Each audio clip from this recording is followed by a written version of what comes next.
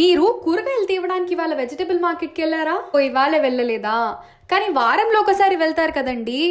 వెళ్ళినప్పుడు ఇలా ఆవుని కానీ బర్రెల్ని కానీ అక్కడున్న చెత్త కుప్పల్లో నుంచి తినడం ఎప్పుడైనా చూసారా?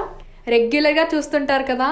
యూజువల్గా ఆవుల్ని కానీ బర్రెల్ని కానీ పెంచేవాళ్ళు పొద్దున్నే తీసుకొచ్చి అక్కడ వదిలేస్తారండి.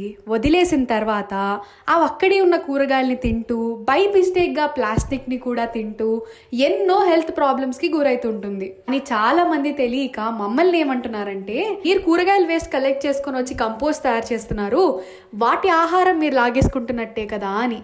కానీ మీ అందరికీ తెలియని విషయం ఏంటంటే, ఇలా కూరగాయలతో పాటు ఎంతో ప్లాస్టిక్ తినేసి సంవత్సరానికి ఎన్నో మూగజీవాలు చనిపోతున్నాయండి. ఇప్పుడు మీరు చెప్పండి, మేము కూరగాయల మార్కెట్ నుంచి వేస్ట్ కలెక్ట్ చేసుకొని వచ్చి కంపోస్ట్ చేస్తున్నాం కదా, దానివల్ల ఎన్వైరన్మెంట్కి ఇలాంటి మూగజీవాలకి అండ్ ఆల్సో మార్కెట్ వాళ్ళకి బెనిఫిటా లేదంటే